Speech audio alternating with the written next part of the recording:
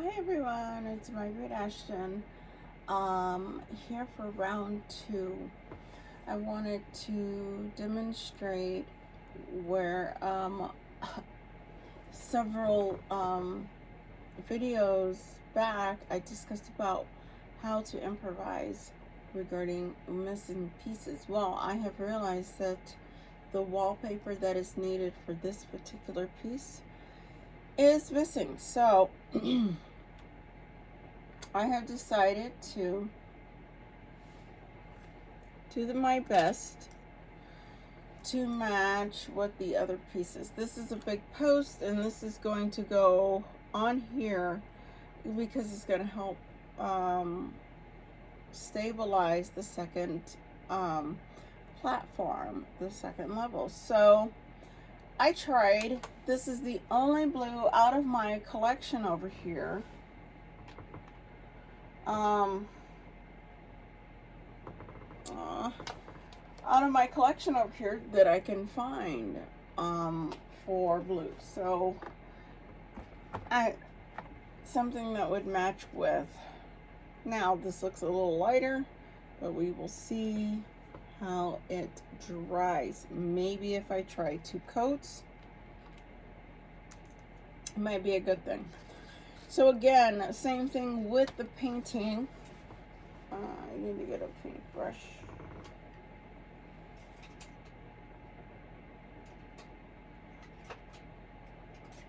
Same. Okay.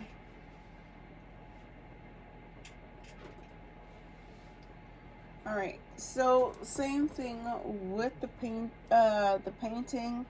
I do the same thing like with the glue. I do. The index cards are awesome. Now, wow, this one I haven't even opened. This one is a medium blue. And I have to tell you that folk art painting, folk art paints, it has been a long day, so forgive me. All right, so anyway, folk art paints is a lot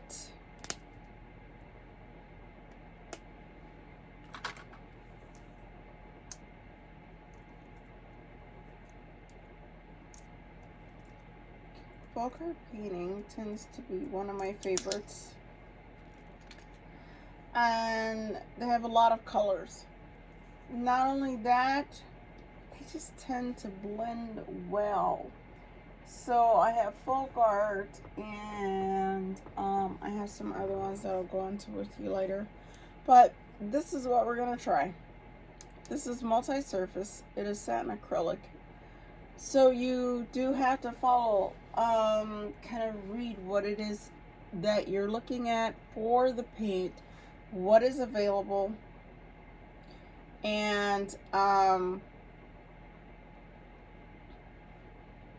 when purchasing the paint, this is my tip. You will need to decide how to handle that on your own. But I try to be very thorough to see what's going to work because I want my dollhouses to look the best. Just an even example, when I buy stain, it's the same thing. I want it to work. So anyway, for this one, it's saying durable, weather resistant satin acrylic paint for glass, wood, metal, rigid plastic, canvas, and terracotta. It's water based, so shake well, which is absolutely a must. Now, I have used folk art paint on my Buttercup dollhouse, so it has endured a lot of where I'm at up in the Midwest. The weather is unpredictable. So right now we're during the very, very cold weather.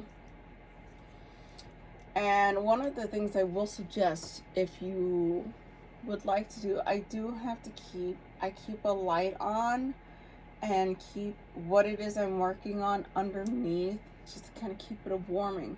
But because of the temperature change, if something's cold, it will change, expand. You will have some adjustments to make. All right, so here we go. I'm going to try this. Nervous, because as I look at this, seems to be a lighter blue than my other one.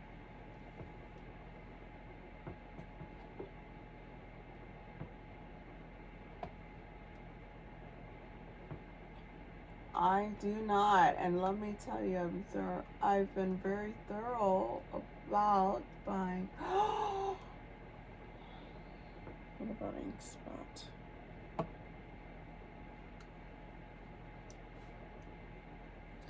Let me look at ink spot. This is also folk art. This is a lighter one. Yeah, but then see, as I look at this, and it's just might be a little too dark, but we'll see. I am actually going to give this an example.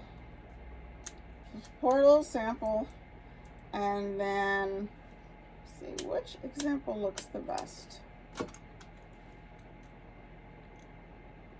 So sorry guys, unfortunately this video is going to be a little longer than my other ones, as I am trying to determine, again, that's what the whole channel is about, right? Building doll houses from scratch. So I do not have the ability to plan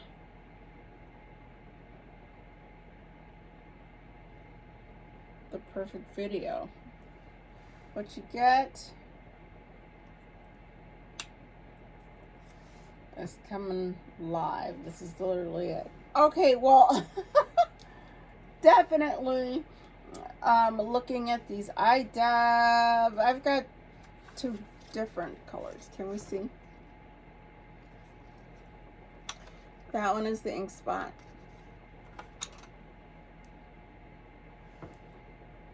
And this one is my medium blue. Problem is, because these are the only two that I have, again, I'm trying to improvise. I'm wondering if I'm going to get a match. Ink spot's definitely going to work better than the medium blue.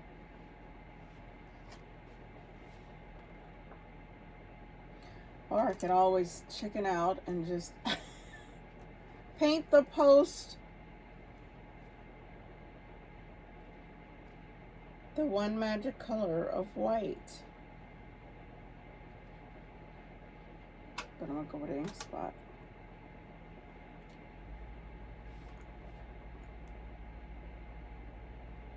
We'll see. We'll go ahead and give it a start. Kind of see what we can get out of it.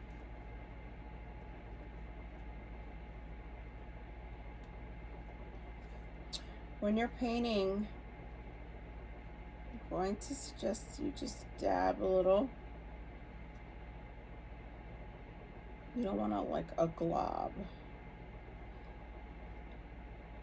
That tends to be very messy. So you kind of want to play with, use the index card or whatever it is you're using for your paints to measure it out. And I say measure it out because you don't want to put a glob on. You're trying to find just the perfect reach.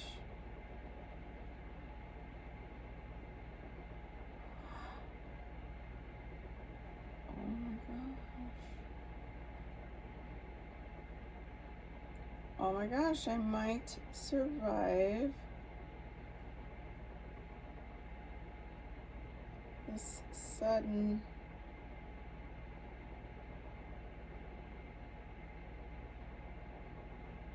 improvising moment. I think I can actually get away with this. Ink spot is definitely, oh yeah, ink spot, woohoo! It's gonna be the color.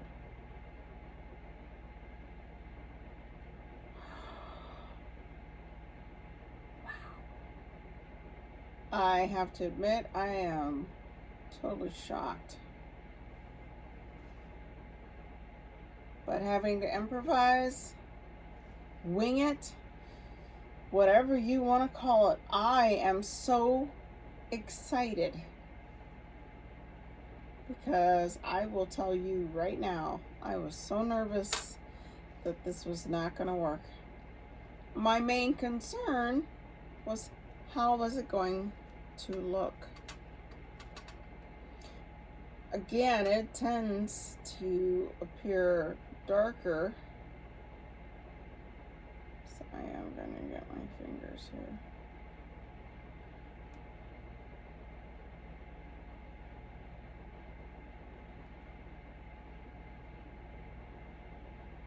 But I will suggest, I already know that 2 coats will not be needed for this.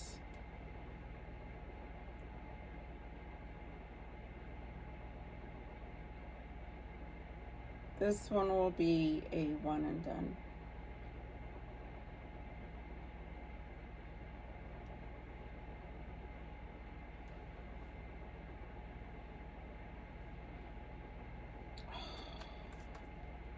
And then the craziness, I'm trying to adjust and figure.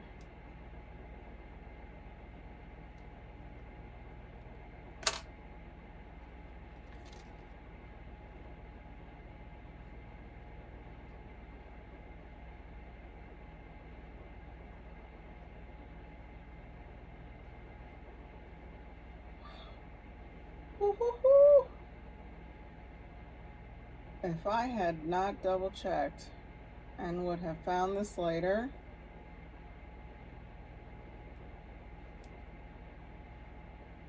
I would have been pretty sad.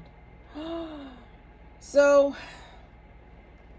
we are going to be able to wing this again. This is, you kind of improvise, trying to figure out the color needed.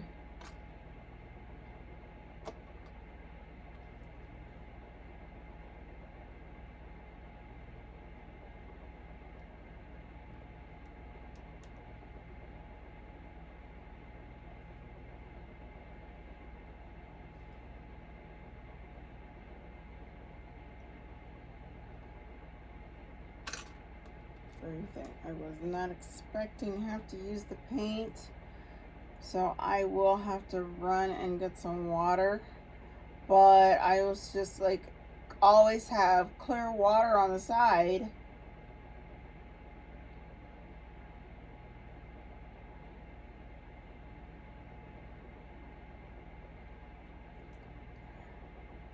Always have clear water on the side.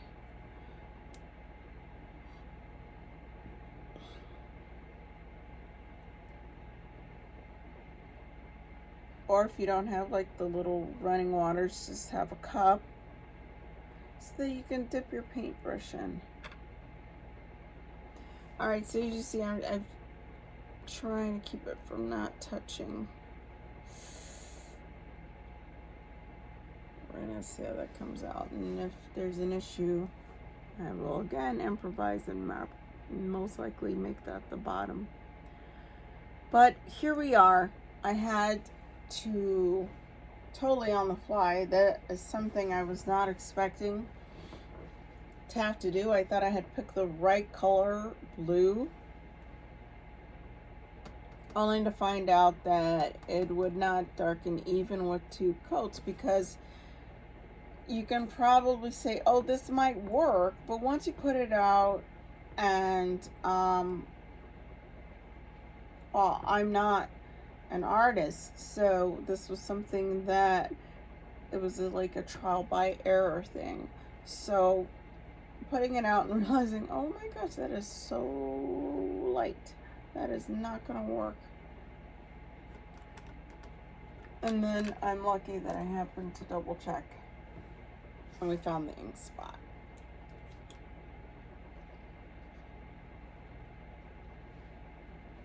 So the ink spot, I will have to go get some water. I will cut this video short here in a little bit. There is one thing that I do want to suggest now that I've had to use. There is a brush cleaner and preserver that I use for my paint brushes because I work hard to try to find very, very good, very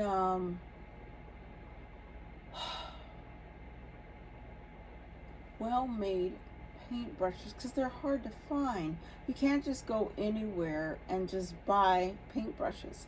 I have had, even when I worked with kids during the pandemic, and I was learning how to put, because they loved to paint, so I did canvases. I bought canvases, and then I would buy paint brushes. Well, the paint brushes would literally, maybe after one round of use, they were coming off.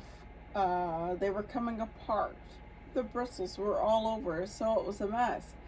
So I decided that because I'm using it on the professional side, to try to make it more durable. And even for my kids who love to do painting and they paint on the canvases, I had to look real hard to find something durable, good, long lasting, but wasn't super expensive.